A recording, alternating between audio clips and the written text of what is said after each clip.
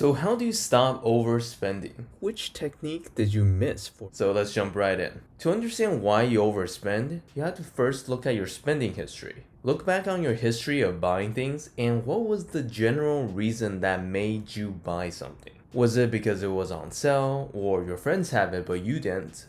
Insecurity, right after you getting your paycheck, or your favorite influencer endorsed it. All these different things are kind of things that you need to pay attention to. Understand that we simply just don't buy things for no reason. We buy things because somewhere deep down we believe that it's going to give us a better life. But if you find yourself regretting your purchases, that means something happened that made you act outside of your normal self. If you always find yourself buying a bunch of useless things around Black Friday, then you know it's time to put a cap on your spending around that time. If you buy things because you feel envious of other people, learn to stop and catch yourself when you are feeling that way. If you're looking to become a man that knows their way around the world, hit that subscribe button. Next, really make a habit of not making decisions when you're too emotional. This is going to sound kind of weird, but the time when you want to buy something the most is when you should not buy something.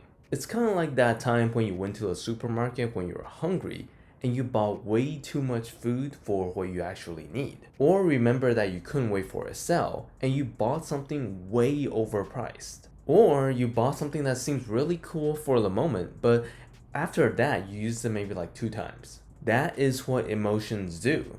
They make your decision seem way better at that time than it actually is. And that is also the same case why a lot of times you find yourself regretting over those decisions. Cool things down. The more you really want to buy that smartwatch, don't, because you know you're not thinking straight. Next, think about if the purchase is actually worth the money. The two biggest resources that we all need is time and money. There's some things that we buy that if we get them, we'll actually get more money and time back into our lives. Like getting a pull-up bar at your home. Now you don't have to waste time driving to a gym and then pay for membership.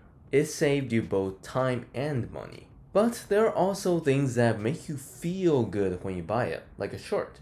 But does it really improve your life? Not completely.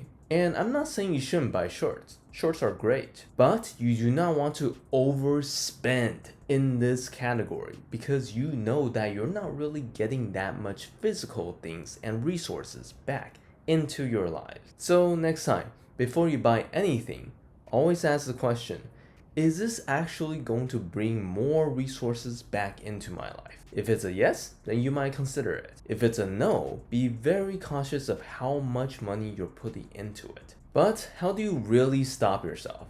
And this is when you have to use restrictions. Look at your bank statements. Yeah, I know it's hard. And set a limit for each category, like I don't know, like $150 per month for entertainment. And then if you spend more than 50% or 70%, send yourself a notification. This way, if you are overspending or getting close to it, you know that it is happening. And then with each purchase, you know just exactly how much of your budget you're actually spending. And I know this doesn't feel good, but this is how you learn to pace yourself. So you don't just use up all your budget all at once, but learn to save it and wait for something that's better that comes by. When you actually have a limit, that's when you're forcing yourself to be better with money. Let me know your thoughts down in the comments, and I will see you in my next video.